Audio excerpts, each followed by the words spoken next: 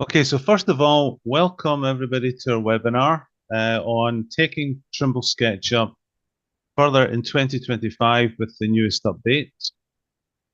We're happy to see those attending, and we are excited to share the latest updates with you.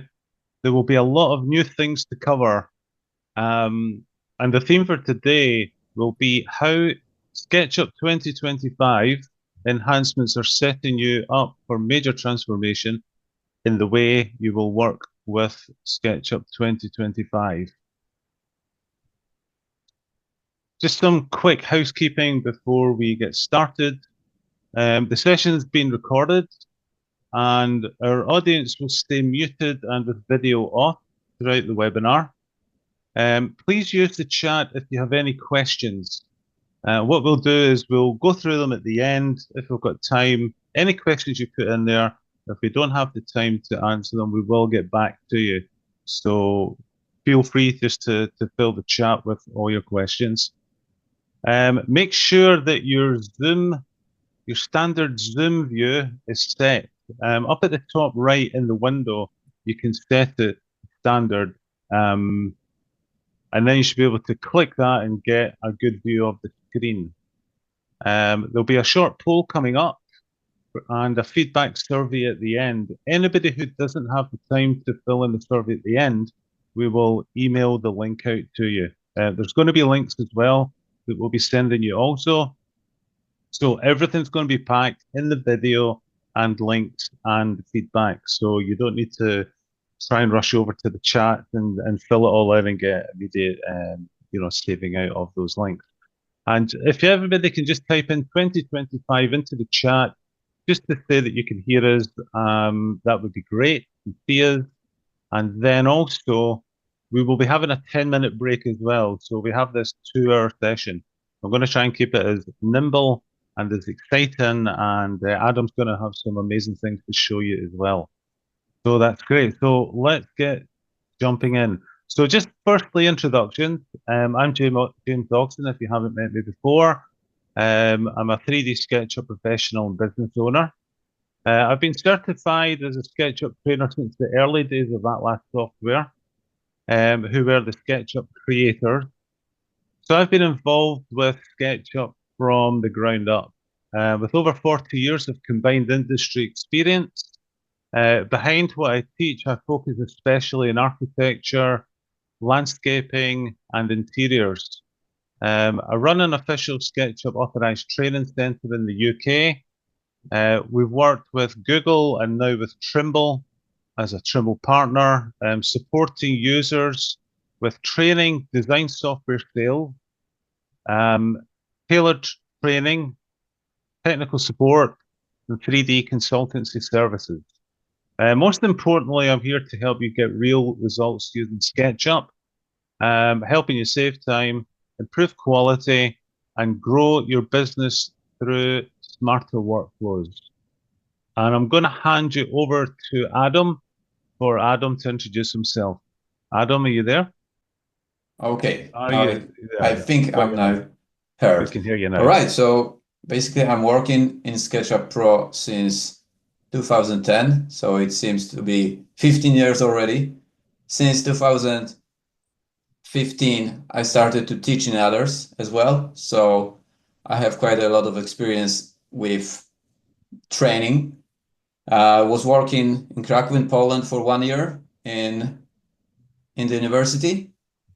And basically, my focus is not only SketchUp, but also other softwares like Photoshop, GIMP, which is free of charge for everyone, Inkscape, Blender as well, and obviously V-Ray, and combined with SketchUp, which is layout for technical documentation. So it's, if anyone's gonna need the training, James and we can provide with that for sure. And in my free time, I'm doing some woodworking as well. And generally, I think that if you want to work efficiently in SketchUp, then you're going to need the shortcuts for sure, and extensions, obviously. But shortcuts are most important thing. So I'm a little bit of shortcut tyrant. So yeah, that's the introduction from myself, I think. And back to you, James.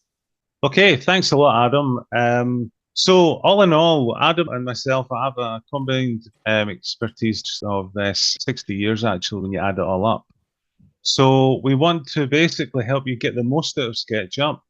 And we really want to, build your trust in that so that we can support you on your journey with us today. So let's get started and just do the introduction on the corporate animation for 2025.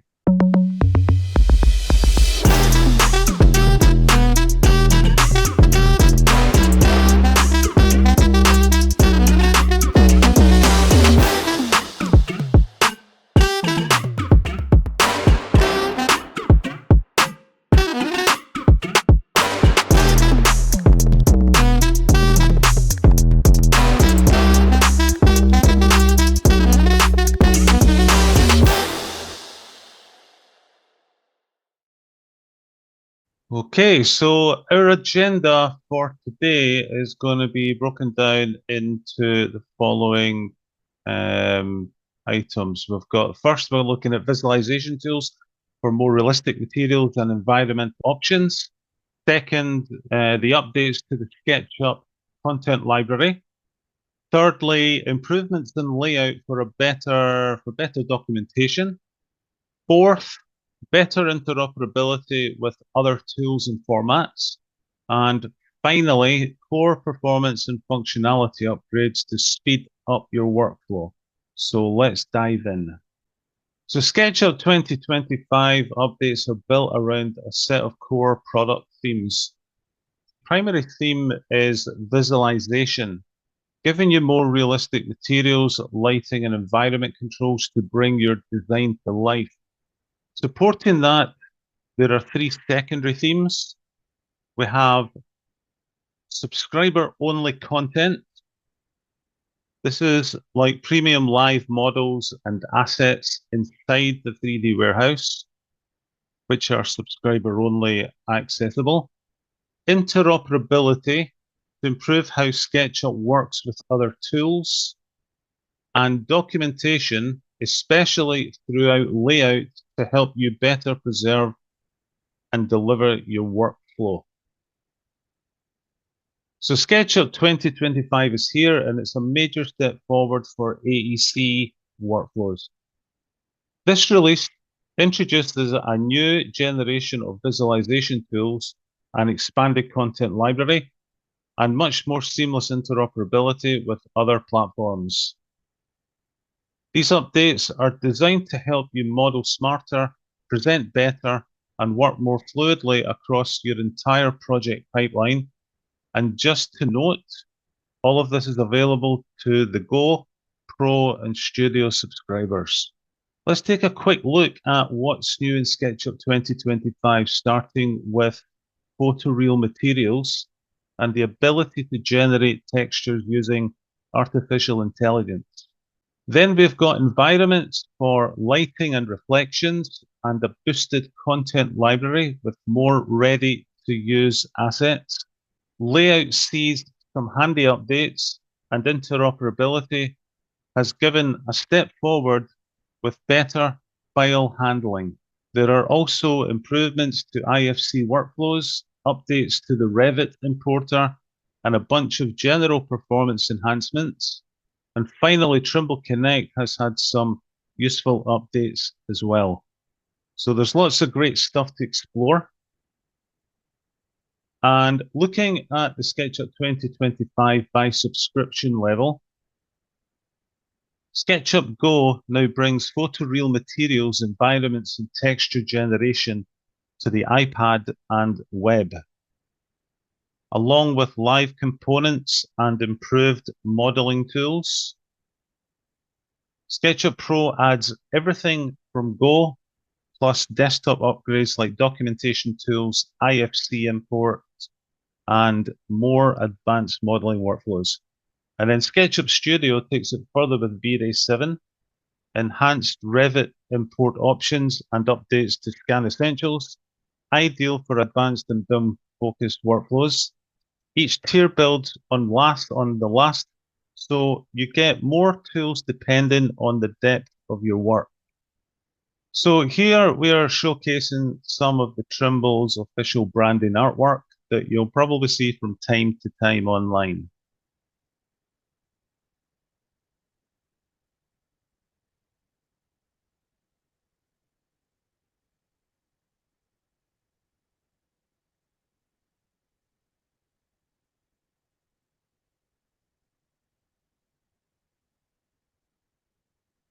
Okay, so let's take a quick look at the new visualization features in 2025.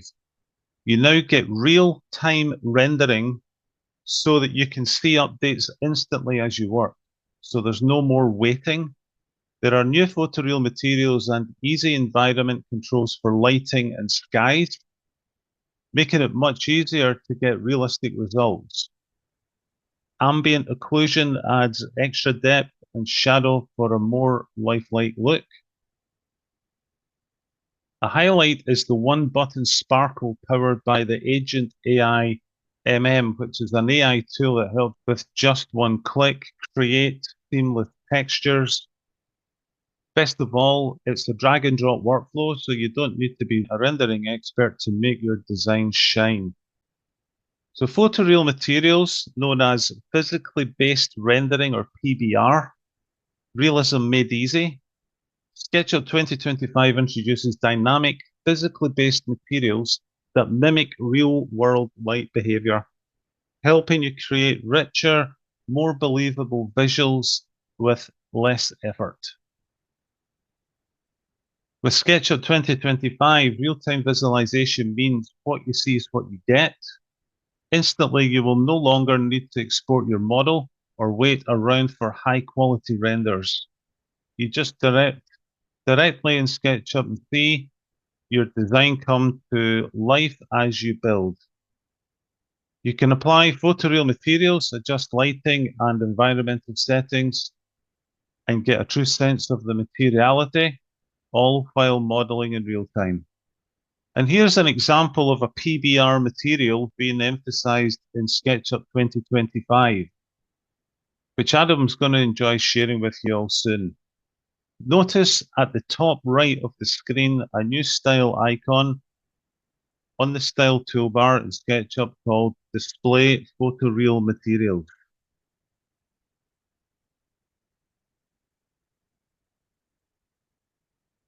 And here we have different visualization presentation output.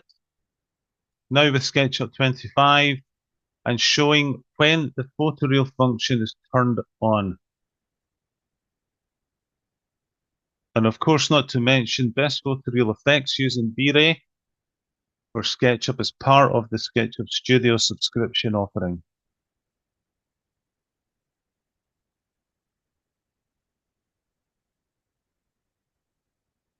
So in the materials tray in SketchUp, in the new user interface for PBR materials, you will see some new sliders for Metalness, Roughness, normal maps, as well as an Ambient Occlusion slider. There is a new button to display Photoreal materials in the Style toolbar. If you don't require the use of PBR materials, you can set the style to display shaded using textures or any of the other options and save it as a template.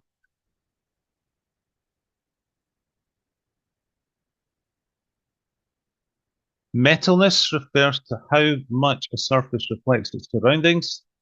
With the slider, you can adjust to get the effect you require, settings from 0 to 1. With the roughness, it's all about how much light is spread across the model surface. Rougher surfaces scatter light in more directions than smooth surfaces to give more of a fuzzier result than sharper reflections. Normal maps provide what can be smaller bumps and dents on an appropriate texture, hence the texture depth.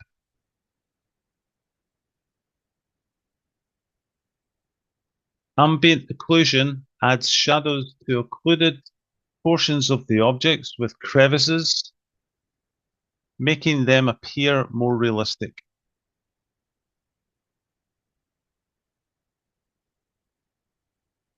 As a new AI tool, you will notice this new icon shows a few stars, which is your AI service to generate textures, to allow to apply maps, plus to create seamless textures by just one click of this new button.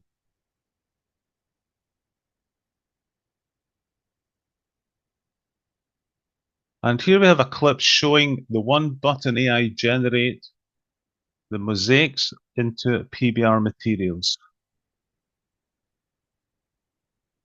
So you see the yellow sparkle, meaning that the texture has been generated with all the map. You're painting it onto the texture. There's a slight shift in the scaling at the moment. We're noticing that right now on some feedback that we're getting. And there you go, with the environment map added, you can see that instantly it's starting to show the reflection. Changing the metalness value, sliding back and forward. Then onto the roughness map.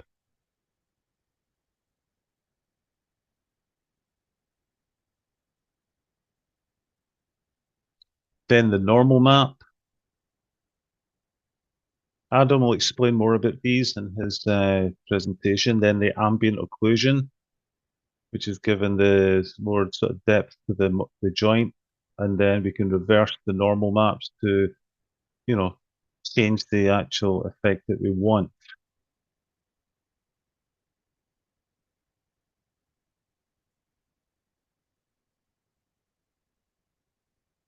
Okay. So it's all about saving time and adding realism by upgrading or creating your materials with only one click with this AI conversion capability. This AI supports sampling an image or a classic material to create new photoreal materials or seamless tileable materials. You can also import your own as well, which Adam will cover also. And with UV island maps, you can now upload metalness, roughness, and normal maps, which helps to avoid weird distortions on curved surfaces. Here is an example of the vintage barber chair model before and after using that process.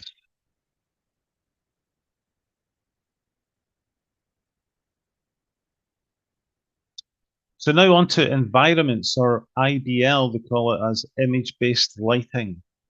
Now you can see a 360-degree Skydome image that casts light onto your scene, not just sits behind it. This means your model reacts more naturally to light and shadow with realistic reflections and ambience that match the environment onto your PBR materials.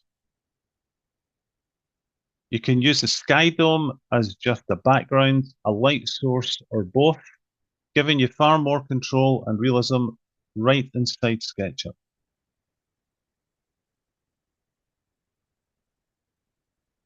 The new environment customization options are as follows. We've got sun location.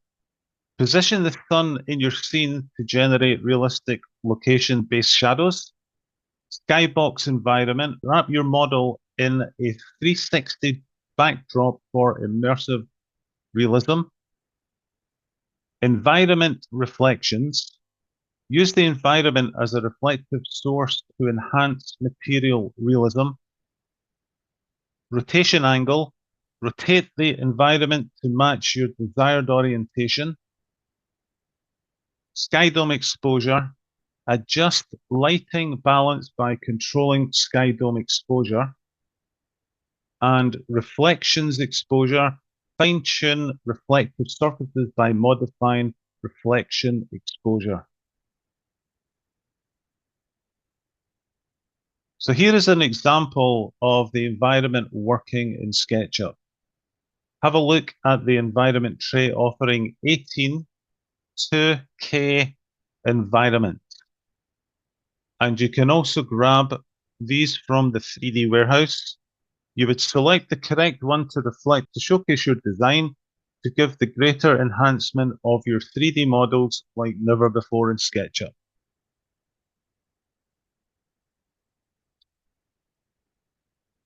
Where best to find new environments? the content is created and freely available to download from within the 3D Warehouse content library for subscribers. You can import your own as well. And here shadows will be dynamically generated based on the sun's position as you change the rotation angle of the environment, adding depth and realism to your scenes. But please note that the shadows using environments are not geo-referenced. They're merely a graphical approximation of a visual trick. So georeferencing for shadow studies is a completely different thing. You would have to use that option instead for the accurate shadow casting. Here you can set the distance or the zoom extent of the environment map using SketchUp's field of view.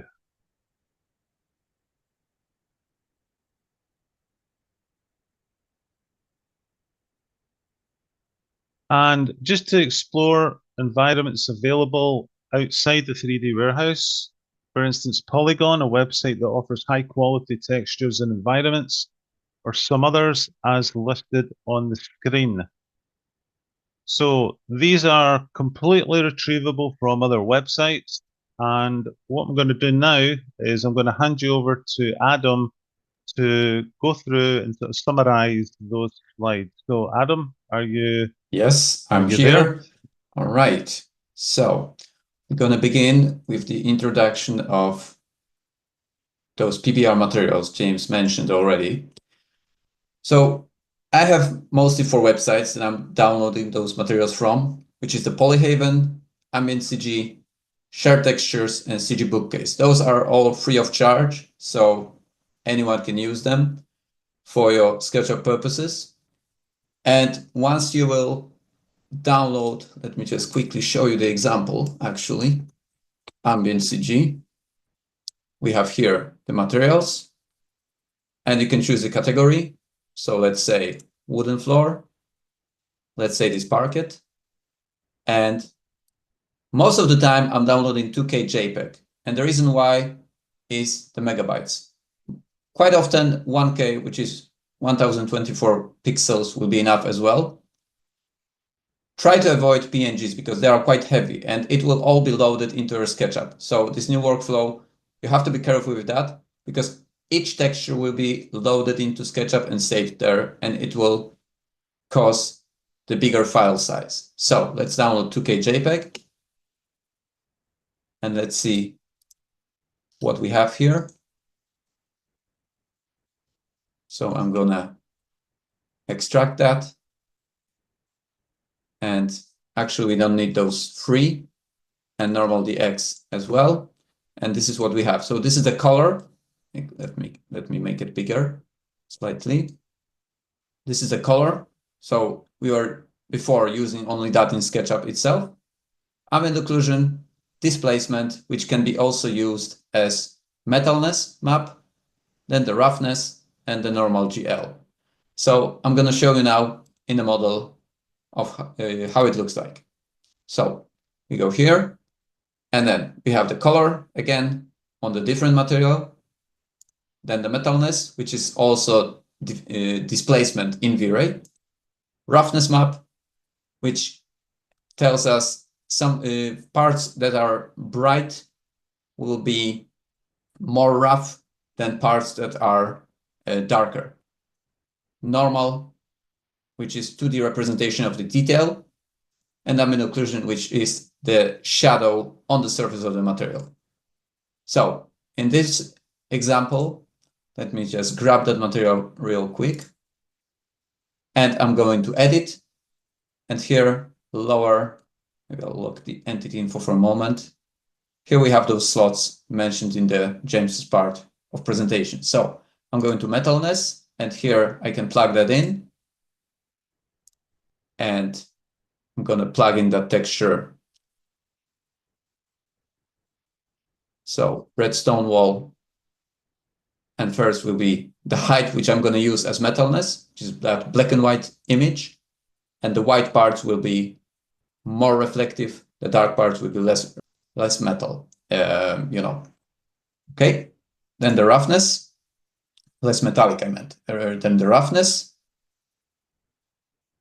then the normal map, and the ambient occlusion. And now, once we will switch from shaded with textures to Photoreal Materials, and we also play a little bit. So I'm going to use some for shading, maybe a bit lighter. And now, as you see, this is the result we're getting. So if we want to upbeat that result, we can play with that material further. So we can make that normal map stronger. The roughness can be a bit weaker. So now we're going to have the stone that looks wet. Ambient occlusion, which is those additional shadows. And also the metalness, which is, in this case, very gentle effect because the entire map is dark. And if you want to see the results even stronger, in more interesting way, we can use those environments. So here I have just two loaded into the model. So let's try with this one. Okay, and now I go to edit, and rotation angle, we can change that. So the dome light is rotating. So this is all that is just in SketchUp. So if we will go back to materials, I'm going to choose that again. And maybe the roughness, we can make that a bit stronger, and the normal can be not that strong. Okay, so this is what we have. So again, let's compare. This is just the regular SketchUp view, shaded with textures, and this is the new method. Okay, so the next example, a pavement, we're going to do the same. So I grab that material. And also, let me just mention about the file sizes, because it's quite important. This new workflow is very beneficial, but it can also create problems with the file size. So with that paving stone, all those images weight 4.5 megabytes. So you just have to be aware that each of those textures are being saved into SketchUp files. So if you don't want to have too heavy file, just limit the amount. Let's say you're going to have 30, 40 materials or more, then you have to be careful. And I encourage everyone to try GIMP, for example, that 2D software, raster 2D software, which is free of charge. It's the alternative for Photoshop.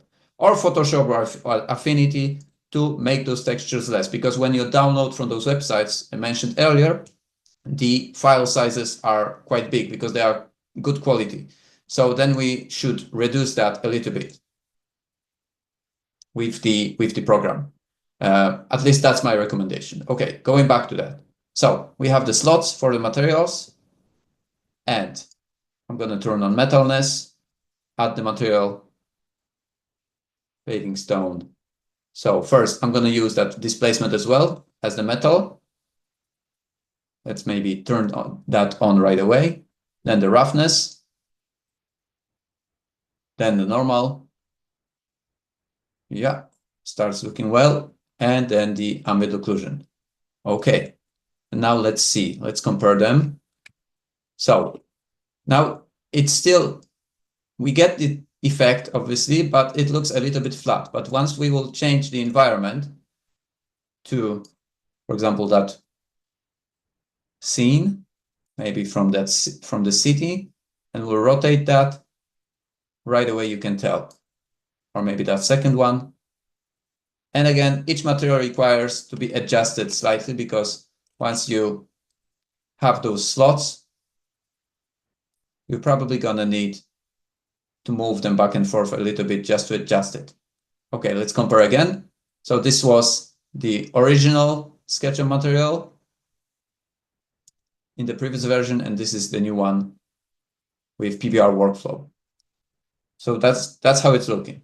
But obviously, you have to remember that this is not a ray tracing engine inside of SketchUp. This is just simplified version for the people who begin. But if you are using SketchUp Studio, or you want to use SketchUp Studio, Remember that you have V-Ray as well with that license. So when we will install V-Ray and set those materials, we can get those results. Let me just quickly show you. So this is the stone from V-Ray, the same stone. So let's maybe directly compare those together. Stone wall. So this is what we have with the environment. So this is from SketchUp, and this is from V-Ray. So we can use 3D displacement because V-Ray allows us to do it. So then we can really push that further with the realism. And the second example, the pavement. So this is the detail we're getting, 3-dimensional push. And here you can tell even more that it's visible. And in SketchUp, with that new workflow, this is what we have. So this is the direct comparison. So still V-Ray will be superior, even though we have new possibilities in SketchUp right now. Okay, so I mentioned those environments. So where we can download them from. So on the next example, let me just close that. And in the next example, which is demo house, we have the environments. We can turn them on. And here again, we can rotate that. And it will influence the building. We can play with the exposure of Skydome and the reflections on the surfaces of the materials. And if you would like to replace that, here is the button, create new environment, and we can import from either Ambient CG. Here we have those EXR files, because EXR will also be available. Let me just quickly try that. All right, I'll leave it in the downloads, and then let's import that one. So the environment. All right, and it's loaded. Maybe let's make that a bit brighter, and we still can rotate that, as you can see. And also in the background, it should influence the water, because I added on the water also the normal map.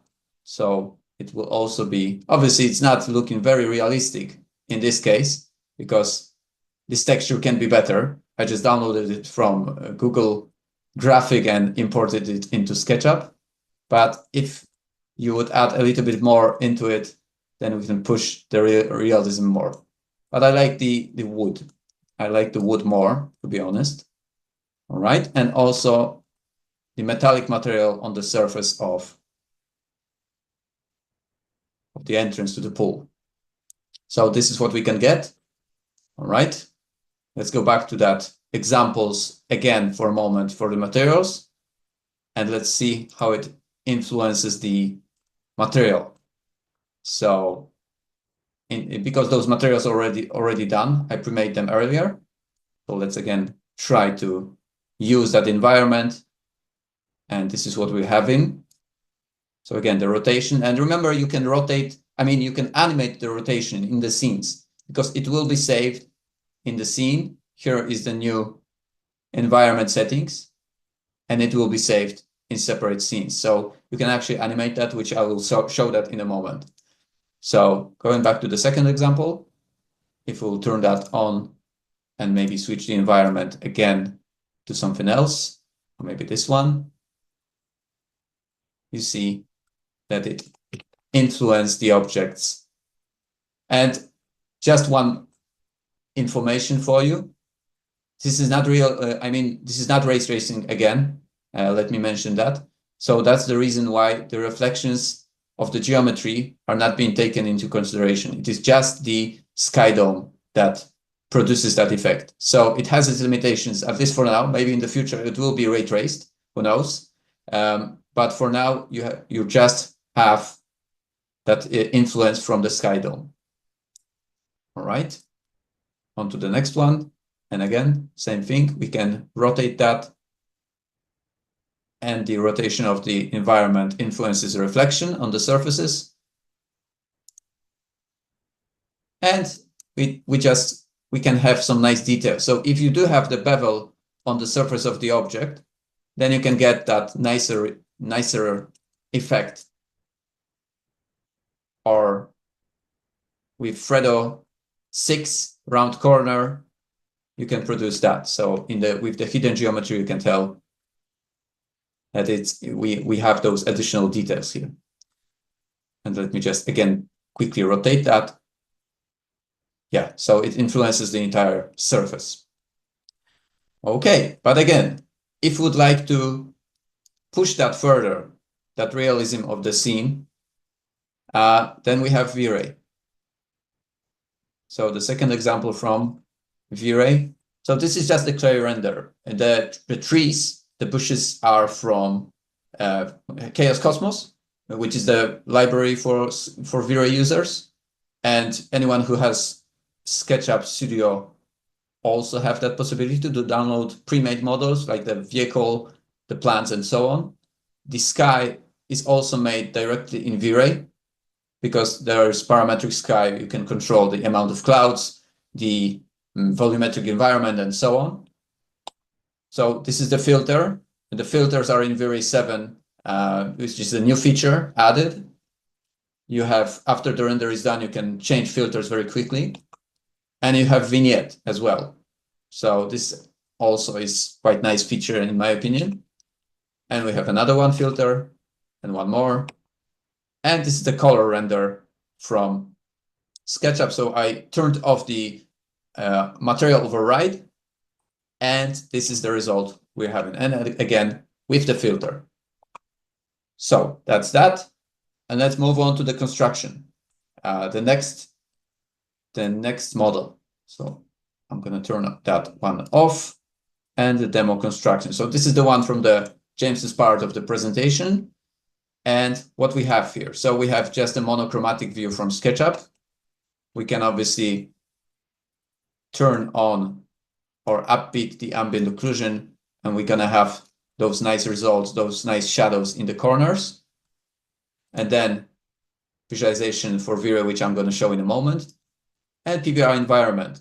So here again, if we will rotate that, you see that it influences the model. Yeah, maybe that's not the most efficient example. Let's grab something brighter. Yeah, maybe that. And let's rotate again and let's see. And also, if you will turn off the edges like this. So in the styles in SketchUp, I have edges turned off and profiles turned off. So we could do the animation directly in SketchUp from that. So export animation, and it will be nicely done. So you can do the animation walkthroughs very efficiently with that new method, with that PBR workflow. Because all those details, let me just quickly show you, all those details on the surfaces will be taken and exported as the animation. So this may look pretty nice. The detail on the surfaces. Let me quickly move that environment. Yeah, so that's what we have. And the detail number 3, which is a fabric. And if I'll get closer to that fabric, we can manipulate the amount of normal map on that fabric. So I'll go to edit, and here in the normal map, we can make it more gentle. We can change the roughness and so on. So this is opaque material. We have the opacity, but still you can control the amount of that effects of those normal maps, of those, not only normal maps, but other as well. We can also switch that back and forth. We can invert the effect. Right, so I mentioned about V-Ray again in this example. So let me quickly show you of what we achieved here. So this is just a regular view hidden geometry turned on, X-ray turned on, and just a linear view from SketchUp. So this is the base model. This is the color visualization from V-Ray. Again, the sun is being simulated directly in V-Ray. Sorry, the sky and the clouds. This is with the filter. And this is the clay render. We've turned off the influence on the windows is turned off. And also we have a little bit of transparency on the fabric. So the Trimble logo is still visible. This is another filter. And one more. And one more. Adding those filters took only like 3-4 seconds per image. So you have like 30 or maybe less, but around 30 filters in V-Ray, and you can play with that yourself. And this is the night view. So I added a little bit of lights inside the model, mesh lights, and then I created that. But I didn't like the color result, so I switched that with the filter to NOR black and white.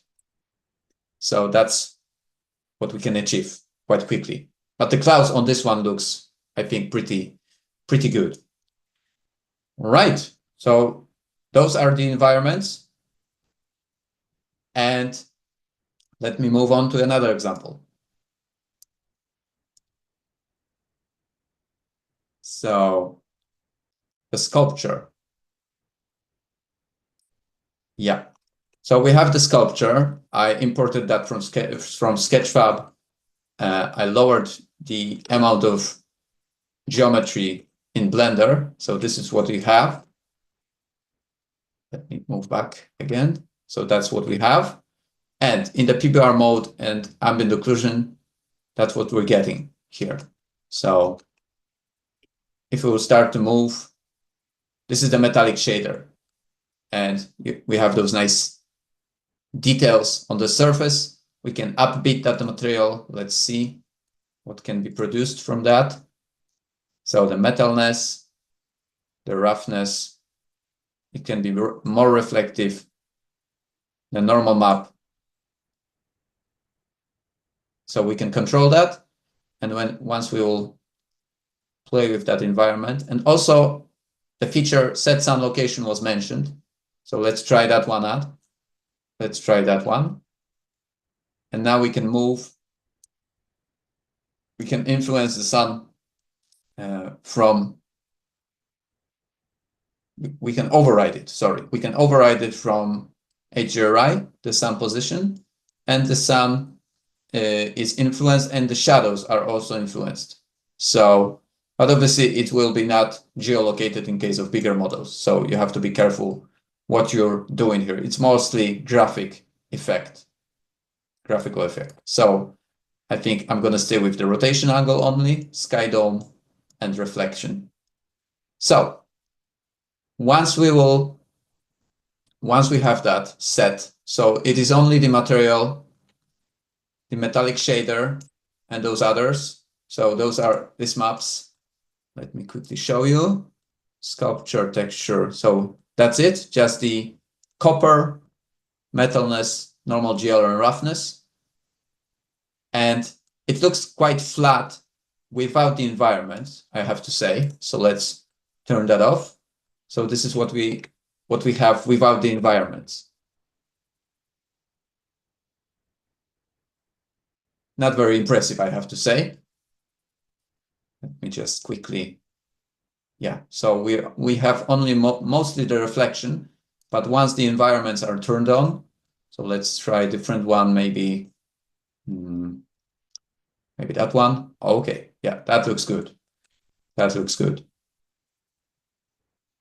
So the environment is being reflected on the surfaces of the sculpture. So before, obviously, in SketchUp, it wasn't possible without any external graphic engine. And let me show you also the animation. So I created the animation in SketchUp. I extended the transition of the scene in the model info. And this is the result I'm going to show you now. So the animation sculpture, that's how it looked. So it only took like 2-3 minutes to export 300 frames, more or less. And this is directly from SketchUp. Let me do it again. So I animated the rotation of the environment. So I didn't rotate the sculpture itself. It's a little bit fake effect, but for the product visualization or furniture visualization, it can work really well.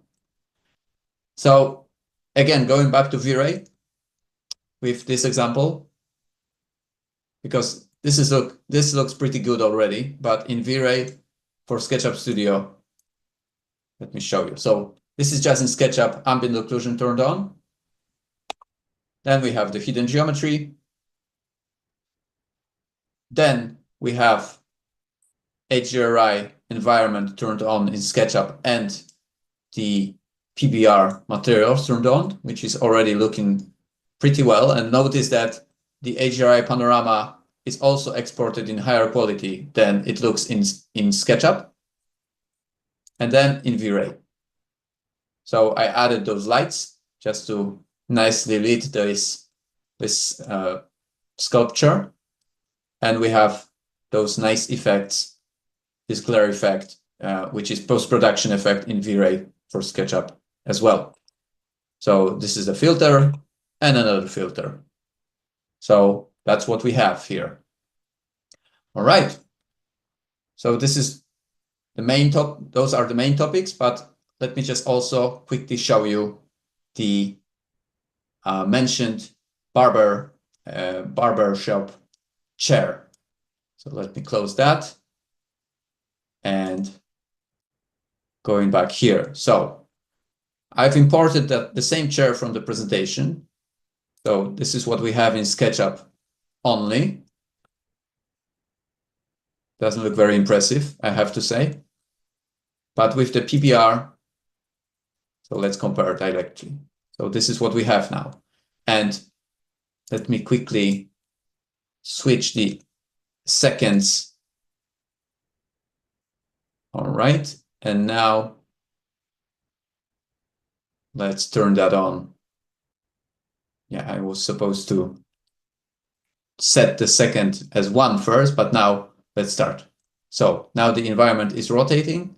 And as you see, it's again nicely lit the surfaces. And also, let me just quickly go back to 1 with the transition. And one quick example, those UV maps are already imported here. So those are, let me quickly show you those UV maps. This is how they are looking. So this is the color, diffuse, metallic, roughness, normal, and ambient occlusion. And without, for example, the normal map, this looks flat. So it reflects the surfaces, but it is flat. But with the normal, we're starting to get those free of charge details on the surfaces. So this is pretty nice. All right, so let's compare one more time. Before, so this is just the regular SketchUp view and PBR. Okay, so in a moment, when the James will finish off his part, I will add one more thing about the live components, but this concludes my part of the presentation, I guess. James. Absolutely incredible what we can do now with these textures. And I mean, the AI is really good, but what we're finding recently, and even is some shifting on textures, slightly changing scale when you click that AI button, and you kind of lose it. You've got more control bringing these in the conventional method that you're showing there, Adam. Yeah, I think that everyone actually who would like to use that PBR method, they need to understand of what how it works, what they're doing, and which the maps themselves, how they are working. Thank you. Just going to jump in. You can see my screen now moving over to the iPad updates. Just going to run through them very quickly. Okay, Right. so as mentioned already with the capabilities of environmental, settings, PBR and Photoreal Styles, SketchUp for iPad has been updated to support that as well. So within SketchUp for iPad, you've got the Photoreal Materials and Environments, generate textures with the AI, SketchUp content library, paint live components, and modeling improvements also. So the biggest update for the iPad is under Styles, Face Setting, Photoreal Textures, and you'll get the same effect in the iPad as well as you saw on the presentation there with Adam on the desktop. The SketchUp for iPad Material Settings user interface has also been updated for ease of use and touch capabilities, just for a more friendly interface experience, and so that you can edit the material window inside on the library tab instead of a pop-up which would come up in the center of the screen normally, allowing you to see the real-time change of the materials while adjusting settings, just like SketchUp for desktop. And you've got 8 environments in the library on the iPad, and you can create custom environments as well, upload environments to the 3D warehouse and download them as well.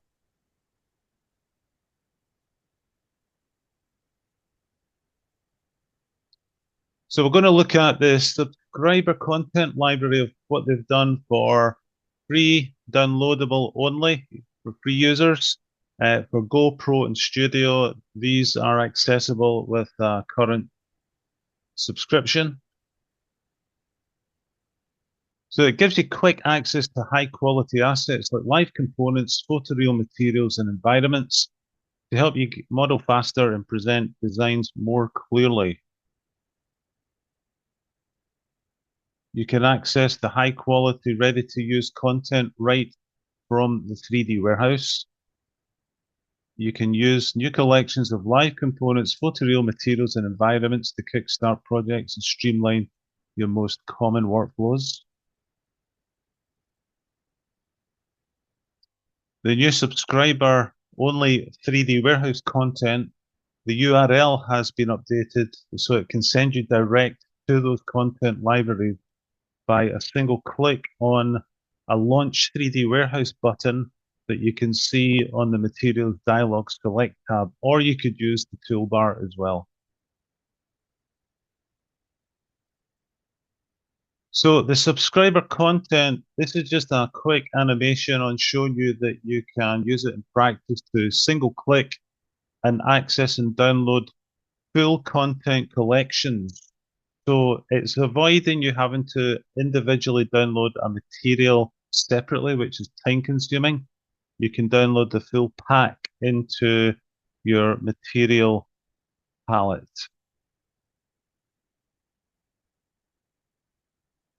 And here's another quick example of grabbing a material from the library and applying it directly to the entrance push-pull handles using the new PBR material.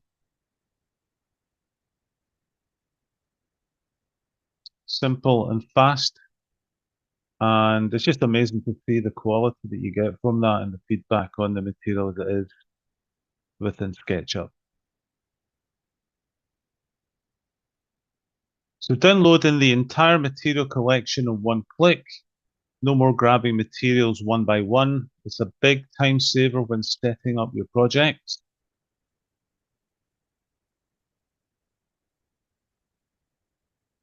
And in the material library, you can quickly search and browse materials, either shown as flat panels or as cubes, so that you can preview the material, see if you like it, and then download it from there. I think the panels are useful more so than the cubes to give a bit more of an idea of the consistency of the texture.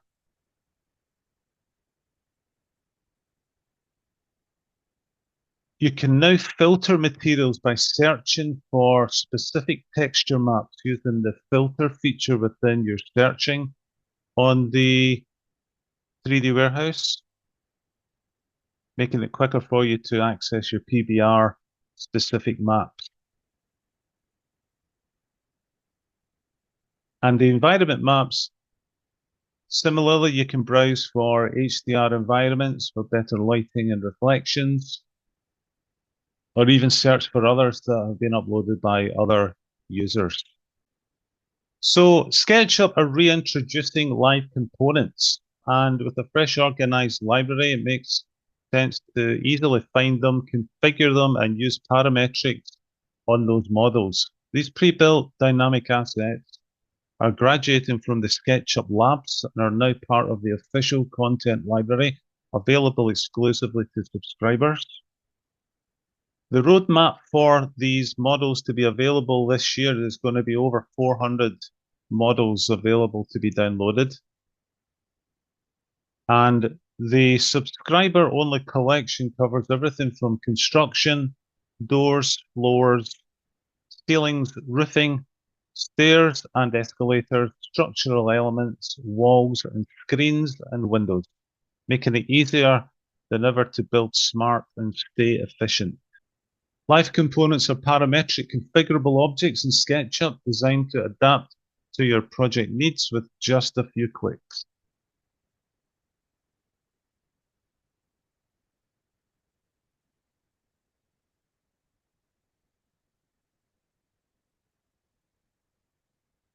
You can quickly customize parametrics to match your design needs, access them across all SketchUp platforms, and replace dozens of static components with a single flexible object. It's a huge boost to efficiency and control. And here's a quick example of downloading a live component and dropping it straight into position.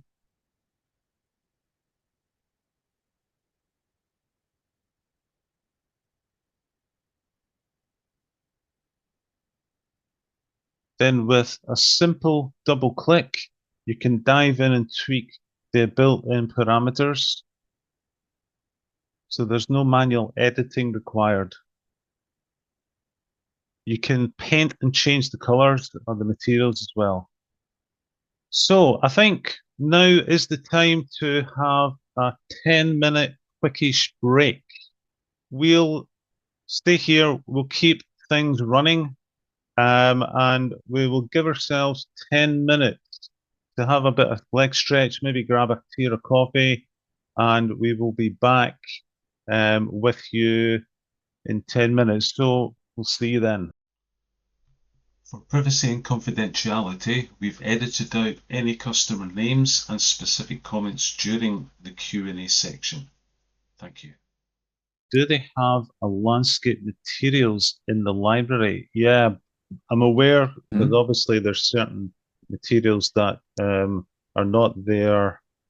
You can pull through classic materials into the folders. I think those material libraries haven't actually fully searched in them yet to see what's in there, but I totally understand what you're saying because it's not that apparent in the new folders of where they are. So I'll contact you about that discussion separately. I wanted to do that after. They're not there at all. Yeah. My answer would be that with the PBR workflow, she can create them on her own as well, because for example, the grass materials are available on those free of charge websites, and the water material, she can create it herself with seamless texture, which can be either generated even with, image generators, AI image generators online, or it can be found with Google Graphics or any other image search engine. When anyone will type in water seamless texture, multiple results will gonna pop up, and you can check for those textures. So you can actually create your own library. If we don't actually know why it's missing there, maybe it was problematic for that new PBR workflow for them, but it should go back. Definitely it should go back. But for the time being, you can create your own without any problem. One thing I've noticed, and I spoke to you, Adam, about it as well, is taking some of the classic materials through and actually going through the AI generation. You get some weird results from it. Mm-hmm. What you would expect to see a fairly uniform texture. it puts them into a kind of array pattern. I think SketchUp Right. will be aware of that. So, but why have they removed them exactly? Maybe they've not had the time to put them in. It's all down to development. I can find out for you. I will find out. Right. How much is V-Ray? So that's a question for you, James. So V-Ray separately as opposed to packaged in with Studio? Is that there's two answers to that question basically. Well, let me just check on. So SketchUp Studio comes with V-Ray as part of the SketchUp Studio subscription. You can actually upgrade from Pro to Studio. There is an upgrade path for it now. We've got the pricing on that, so we can work out. It basically works out that you'll have an anniversary date on your subscription. Say it's like, I don't know, 3 months from now. So what we do is we work out the upgrade cost it would be from that. So we need to look at that and then show you the option there. But if you will go to the Chaos Group official YouTube channel, there are a lot of tutorials also for the landscape design that you could try and find out. I will actually provide the link in a moment for the channel, which might be helpful. And also, because you have the library, this Chaos Cosmos library, which allows you to use like hundreds of different plants and trees and bushes and so on. This is great benefit for landscape actually, because the problem are realistic plants for the visualizations, and also realistic grass, for example. And V-Ray solves those two major problems. So because it has the scatter system, which allows you to scatter the grass around the surface, and then you have the libraries from Chaos Cosmos, which if you have the license, it's you don't have to pay anything else for that. All those content comes with V-Ray license and also in Studio license. So this might be helpful, but obviously you have to, for example, when you are doing the surface of the grass, it needs to be just one flat surface, not maybe flat, but surface. Nothing, without the volume, without the volumetric, value, just the surface, because the grass is being populated on the surface of the object, and obviously it needs to be nicely grouped. But I presume that you know what I'm talking about with the groups, with tags and so on. It's about the control of the model, and also it's beneficial later for example, layout, if you are using that in the company. Okay, so let's jump back in. Any other questions in there?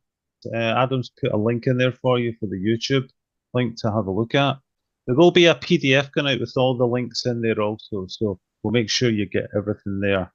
And Christine, I'll come back to you as well. Okay, so we're now looking at the documentation part of the SketchUp release. Layout has some great updates, giving you more control and making it feel more like working in SketchUp.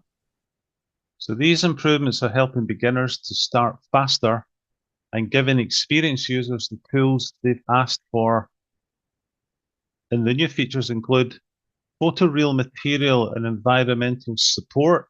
So Layout will recognize those and be able to allow you to adjust them inside Layout. Move, rotate, and scale tools that work independently now, so they have their own separate tools. Easy way to join or split selected elements. Better zoom tools for windows and full pages. And improved print export options inside the page inspector. So let's have a look. So some highlights of the new zoom window tool, the new rotate tool, and the new move tool. So I think even seeing that rotate with reference is so much better. I've been crying out for that for a long time. So there's no need now to rely solely on the select tool and watch the cursor change before you decide if you're going to move or if you're going to scale. You can click on the separate tool icons. And there you see also the environments are coming through on the layout tab, where you can change inside the viewport the rotation angle of the Skydome.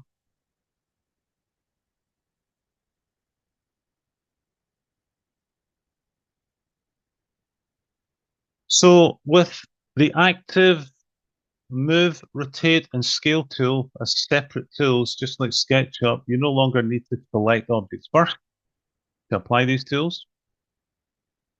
This update makes the tools feel more familiar and intuitive, giving you better control and precision when working in layout. And as I said earlier, the visualization support within layout now is as you see on the screen. So you have the environment in the background. Ambient occlusion is supported in layout through the viewports. So it's really keeping your visuals in SketchUp consistent with layout. You can see the reflection on the classic car there in the front. So rotation, skydome, and reflection exposure are all supported inside layout now as well. Looking at some of the tools now, the join selected and split selected tool has been updated, where before 2025 you had to individually click with the join tool and click every single line to join it. Now you just pre-select the whole geometry and click once and it automatically joins the lines. So that in itself is a huge time saver.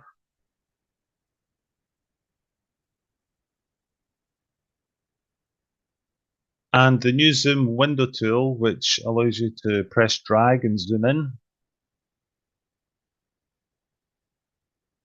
And press drag and zoom in again.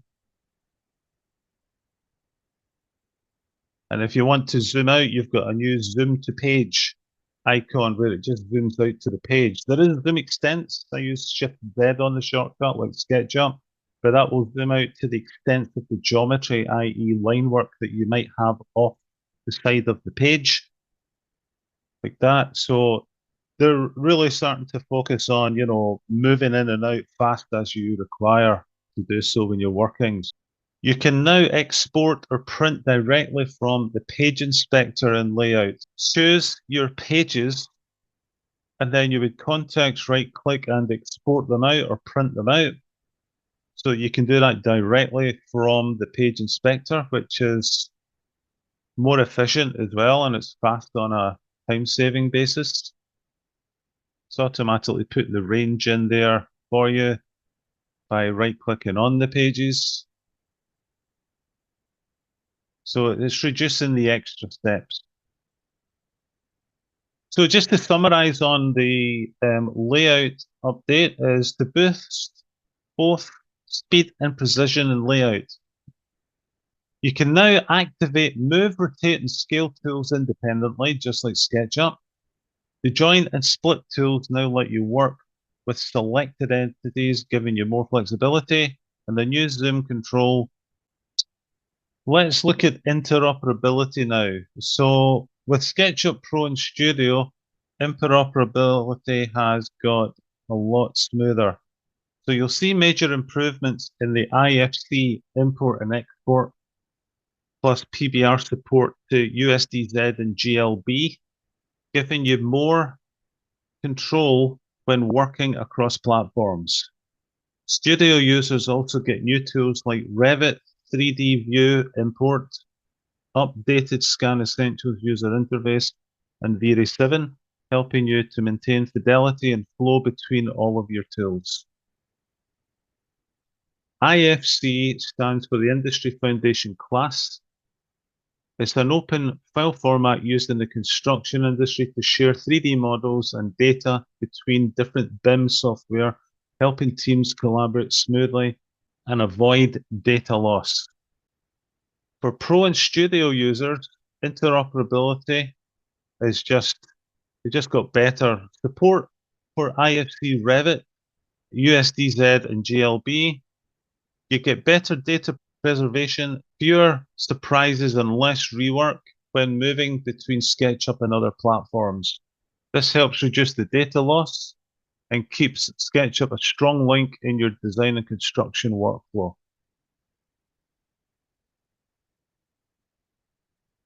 With IFC interoperability improvements, users can minimize data loss and allow users to work within SketchUp as a BIM-compatible tool within the design and construction workflow.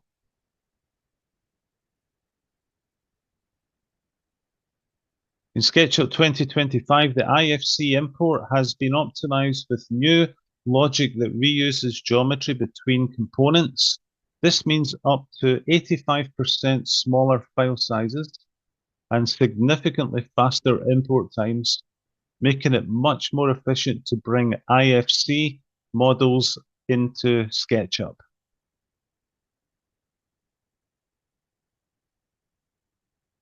So SketchUp now preserves the original IFC version, whether it's an IFC 2x3 file format or an IFC 4 format. When importing files in the previous SketchUp versions, whether it was IFC 4 imported in, it would be downgraded to IFC 2x3. So with the new update, it's keeping all the data accurate and compatible within your workflow. So when you import IFC files in SketchUp 2025, tags are now automatically created for each IFC class. This makes it much easier to organize, edit, and report elements based on their classification. In the past, pre-2025, IFC classes were imported into SketchUp as generic proxies. So that is now changed in 2025. So over 180 IFC classes are now fully supported, giving you more accurate classifications and a richer, more detailed IFC import. You can see in the two examples, in 2024, IFC import gave reference to the wardrobe as IFC building element proxy class as an IFC 2x3 version. Whereas in the 2025 IFC imports the same wardrobe as an IFC system furniture element class. So it's far better translation in 2025 SketchUp. So the SketchUp 2025 hierarchy now preserves the full outliner structure when exporting or re-importing IFC files. And most IFC class attributes are now properly hosted, and property sets are fully round-trip, meaning your data stays intact across the whole import-export cycle.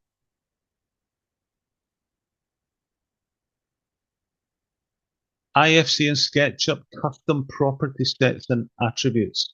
SketchUp now supports exporting classified IFC components with custom property sets and classifications using a new SKC file structure.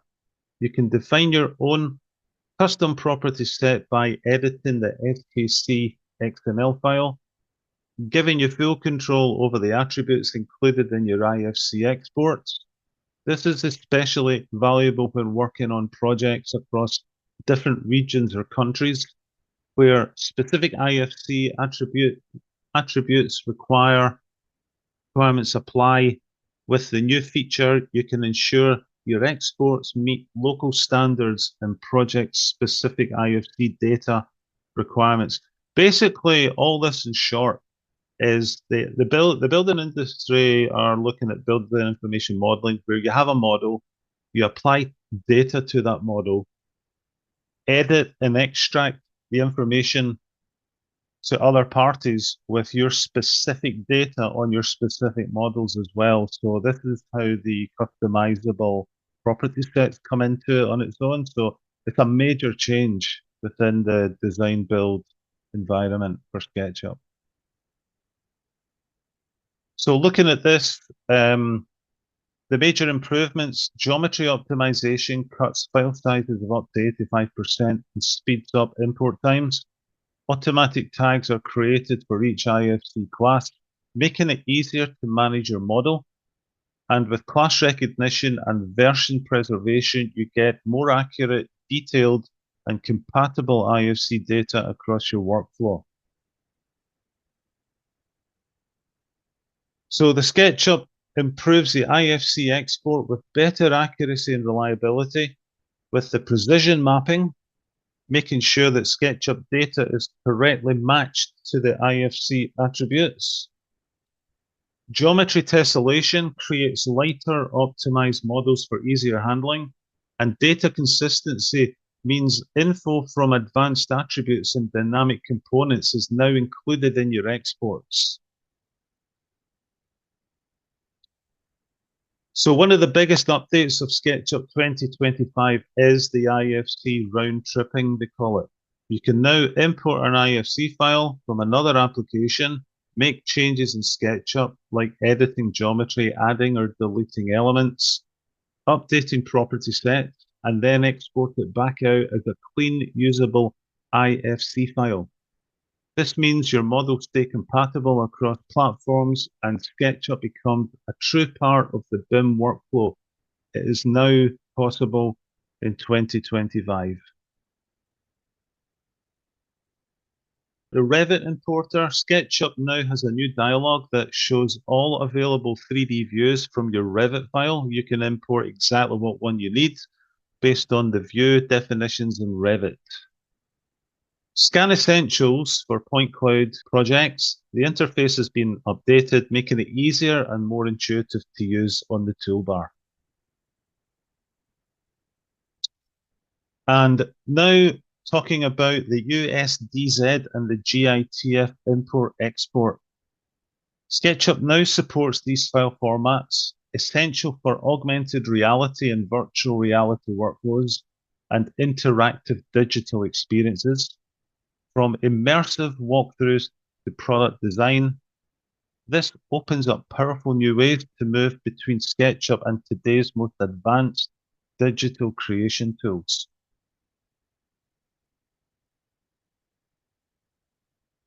So this is really good news for the AR, VR, and interactive design workflows.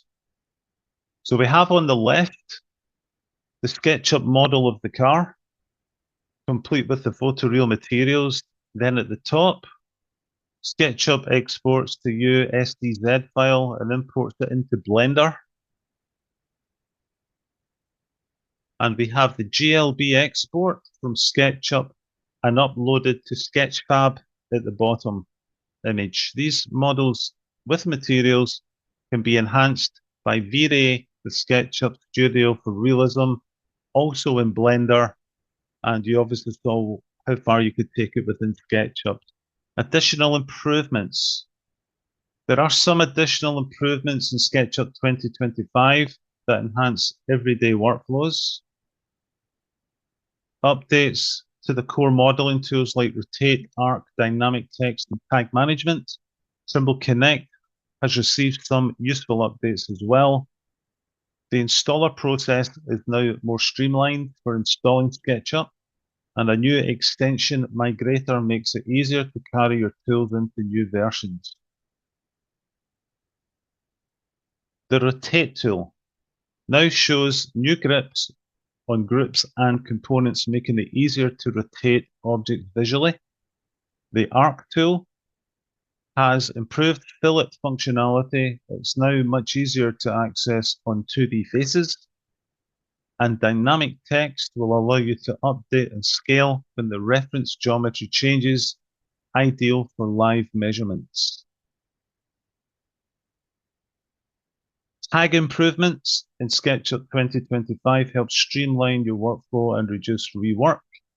You can now apply tags directly to themes, giving you better control over visibility. And when new tags are added, either through import or manually, you can choose whether they're visible in existing scenes. These updates give you more control and predictability when managing complex models. So the tag visibility controls, you can now apply tag visibility to specific scenes that you need. This means you can show or hide individual tags or hold tag folders only where you need them, giving you more control over scene organization.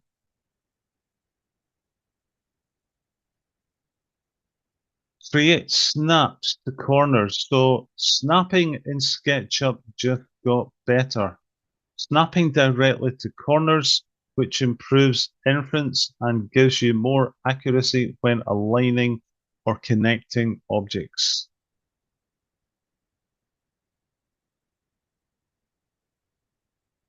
So you could build your components, apply snaps to them so that you can use them as reference in the future for faster placement. You can now do them on the corners and the angles.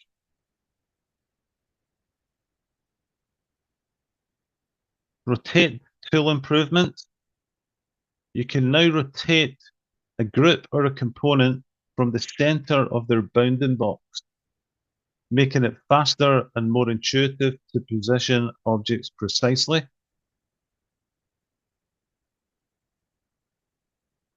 There is a new fillet option on the arc tool. While using it, just double click to create a fillet on the edge and double click again on it to undo the fillet. Quick, easy, and super intuitive.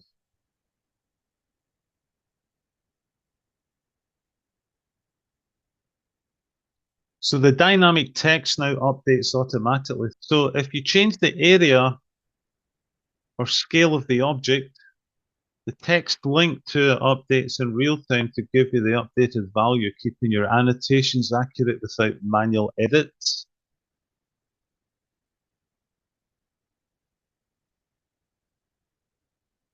The new Purge reminder helps keep your SketchUp files smaller and more efficient. The dialog is still being refined to better explain the balance between performance and asset cleanup, but there is a bonus that you can undo or redo a purge.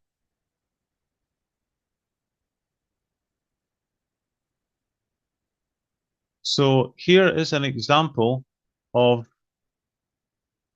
the new Purge reminder in action. So what's going to happen is every time you're going to just about to save, it will come up with that dialog box. The only thing about this, folks, is I'm very specific on purging. There is a plugin for purging that allows you to choose if you want to purge out styles, tags, components, materials. It's really good because you're in full control of what you purge out. This will purge out everything. Okay, so you need to be careful that you're not purging with this tool and you're wiping out tags or anything, any resources that you're going to use later in the file. That's the only thing I would say about that. Adam, have you got anything to say about that as well? Yes. So maybe going back a few steps to that apply tags to scenes. So probably anyone of you who was working in layout, who was preparing the model for layout, knows that problem that when you have the scenes, like let's say you already have 30 scenes in the model, and as the final step, you want to add some tag, let's say 1 or 2. And then this specific tag that you just created will be visible on every scene. Let's say then you have to go, you had to, in the previous versions, go manually through all the scenes and turn them off, update the scene. And the next one, turn off, update the scene. And with that 2025 version, you have apply tags to scenes, this option. And then on the chosen scenes, this tag will be turned off. So this is the, very small feature, but huge time saver. So before there was the plugin that was doing it also, JF Add Layer, but it was actually not very available online because of some reason. It disappeared. So we were distributing it on our own here and there between students. But now it is the feature right inside SketchUp. So this is huge, I would say. And yeah, that's what I wanted to add about that. You can continue, James. Thank you, Adam. Yes, I just thought I'll get you back on that one because it's a huge time saver, this one. It really is. If you've got so many scene tabs when you have to go through every single scene. And also, let me just mention, Ralph Yes. on chat is saying that the plugin for purging is much more stable, and I agree, because then you actually have more Yes. control over it. So I think you mentioned Yes. that you sometimes, when you are using the template of some sort that Yes. you pre-made, you really don't want to, for example, the tags that you prepared earlier to be purged, because you don't have the objects yet on the tags. Same thing goes Correct. with the styles. Everyone needs to remember that when you have multiple styles in a model, but you don't have them at least on one scene, the styles will be purged as well, because SketchUp will treat it as garbage, as trash, basically, data. So you need to make sure when you have multiple styles that each style is saved at least on one scene. So basically, the plugin Purge All 6.0 solves that problem. And who knows, maybe we'll see the update in SketchUp itself, that it will be available to turn on and off different parts of the model to be purged. And also, obviously, I think, James, you will mention that in a moment, this option can be turned off in the Yes. preferences. So, okay, back to you. Exactly. Exactly. Yeah. Just reading that the native purge large models crashes sometimes. Yeah. So good to know with that as well. Anything like that, feed it back to us as well. You know, we can send it over to Trimble. And so there we have the purge reminder, and you know, in the SketchUp preferences, you can turn it off or on.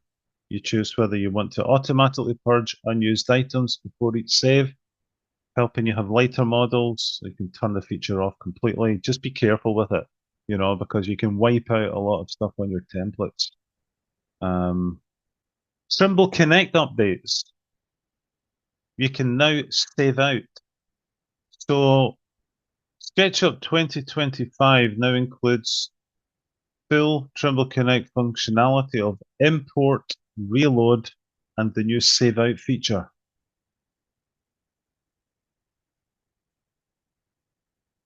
So you can work with cloud-based components, keeping your project shared, secure, and version controlled, perfect for collaboration workflows.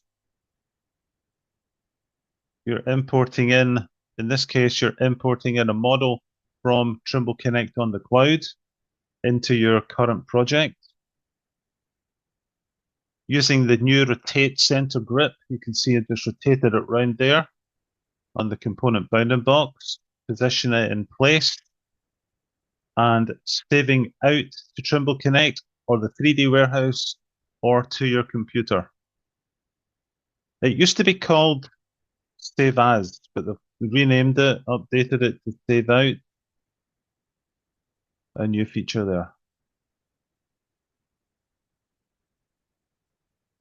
Talking of which, Save Out is an example here.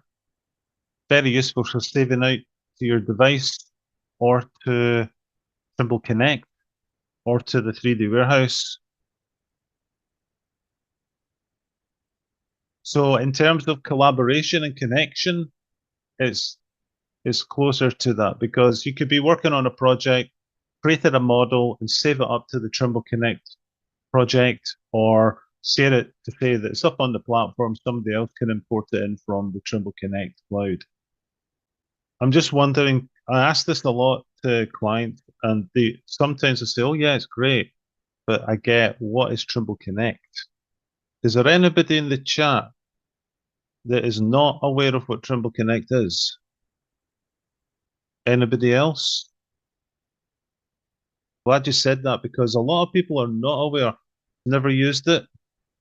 Yeah, Trimble Connect is an online collaboration software where you can save up your models onto Trimble Connect. It's free, it's unlimited cloud storage from Trimble, and you can literally invite all members of the design team to your project that you host online. Includes revision history of your projects. So it will mark off and keep a copy of your model at different revision times within the life cycle of the project.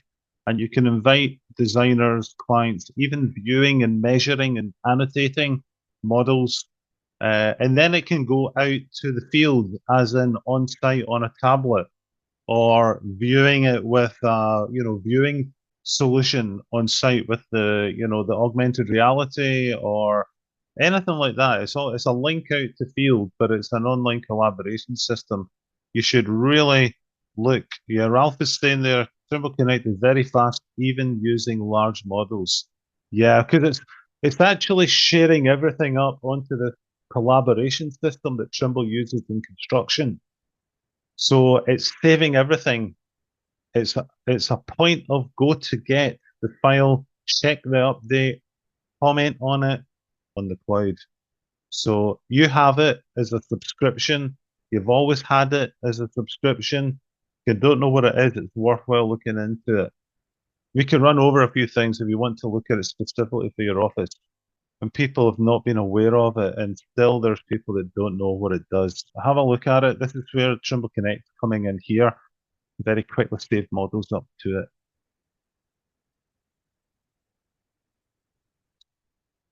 So the reload option as well is like SketchUp reload of a component. Reloading a component up and swapping it with another component, like for example, the 2D face me tree here. Downloading it from Trimble Connect. And the tree changes to a 2D face me tree. Okay, then we can reload it back up, back to Trimble Connect, and it should swap back. I tested this a couple of times. It crashed. Tried it the third time, and it worked. So I think bigger models, larger models, reloading back and forward, you need to test this as well because you may get a bug flat. Not saying you'll get it all the time, but don't be surprised if you do, because depending on the file size of the model that you're reloading back and forward, if you're reloading a whole city, then, you know, good luck. It may work, I don't know, but you can combine different file formats. Yes, Ralph, very good point. Different file formats can be saved up into Trimble Connect for project, BIM, workflows, PDF, all that kind of stuff. You can import the IFC file. A lot of clients that use different software, they don't really talk about IFC. They talk about Revit files. Share a Revit file because they only want you to share Revit. They can share IFC. IFC is the open BIM standard file format of exchanging to everybody. It's the 3D version of DXF, but it's also got attributable data assigned to it. That's the best way that I could explain to you what an IFC file is, and it's shareable. IFC files can be imported from Trimble Connect and locked down. You can even import reference SketchUp models into SketchUp and lock it down so that you're using it as purely a reference, like an engineering steelwork drawing or M&E drawing. You're working around that or vice versa. So there's a lot of collaboration now with the whole process that you can manage and understand.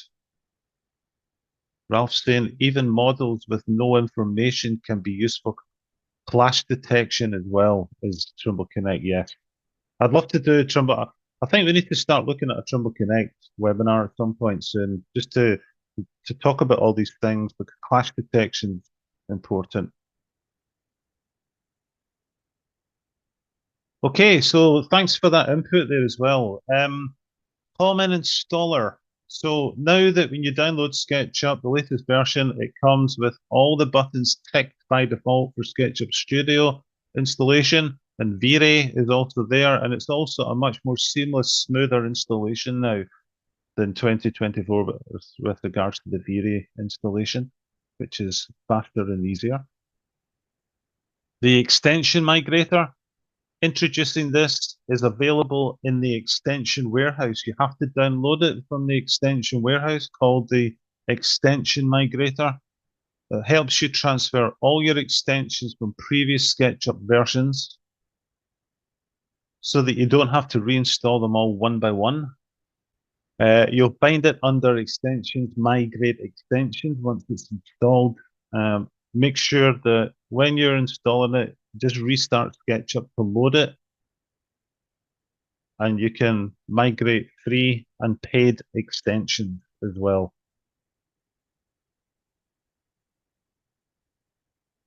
Okay, so that is taking us to the end, really, with the key takeaways. So let's look at this. I mean, this is everything as much as we have got to pull out from the Trimble team on the new versions of 2025 SketchUp. So we're looking at smarter visualization. We're looking at smarter visualization, powerful content library, seamless interoperability. The data handling with the IFC is huge. And then the improved documentation tools for layout and some extra tools in there for 2D, the map, the rendering, really, really good. Some hot news. We are now not just dealing with SketchUp and design software sale, training, 3D modeling and rendering. We're now into the web development services. We've just had a new revamp on our website. We have a microsite. We're going to be updating a new store soon, e-commerce store. So we're now offering this as a service for portfolio sites, e-commerce stores, custom business platforms, CV sites, to build your own digital presence. We're finding a lot of people really, a lot of people get scared of it and they rely on others. My experience in it as well is that, I was in a position where I had to learn it.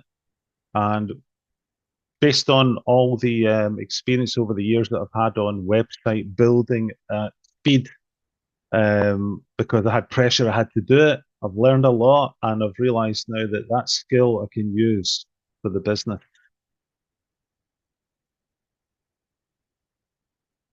So it's really important to have a solid, digital presence online, especially with the likes of AI that's coming out. There's AI that's going to be influencing searching on the internet. What we want to do is help anybody that they can learn a bit of it and have more control of the website. And we're willing to go that far to, obviously, on the coding and on the SEO side, it's a different animal. But for you to have a website to know that you can touch it and feel it and change it and know that, there's somebody there that cares because they've been through that themselves. We're here for you for that also. So this is the reason why our story has been set around this. And web development does definitely matter, without a doubt. So we're into branding, all of these things around web exposure. A PDF importer for Windows, unless you buy the one from John Brock. I think it's $99. Yeah, I find it strange why there isn't a PDF importer. It's 2025 and it's still Yeah. not available. I have a workaround. Yeah. There is a free program which is called Inkscape. It is alternative for Corel Draw. And Inkscape is open source, and it allows you to first open the PDF vector drawing, and then you can save from Inkscape to DXF format. And then you can import that DXF into SketchUp. So that's one way to do it without any additional costs. And Ralph also says that Affinity import PDF export also as JPEG. Yes, that's also, if you don't need that vector information, that can be done. Also, it can be done in GIMP the same way. So you import into GIMP PDF, you rasterize it, and then you export this as JPEG, and then you can put it into SketchUp. But if you really want to preserve that vector information, then Inkscape is the way to do it. Affinity, yeah. I mean, Affinity does that. Affinity. I've got Affinity. It's actually true vectors, yes. In fact, Affinity, I've been using that for a while. It's very affordable. But yeah, I can hear saying, and I'll I can repeat it. It's available in Mac, why not in PC version? Native, Right. Any other question? Any other questions at all? Any thoughts on what you've seen? Obviously, with the video, you'll get access to that and some links. Let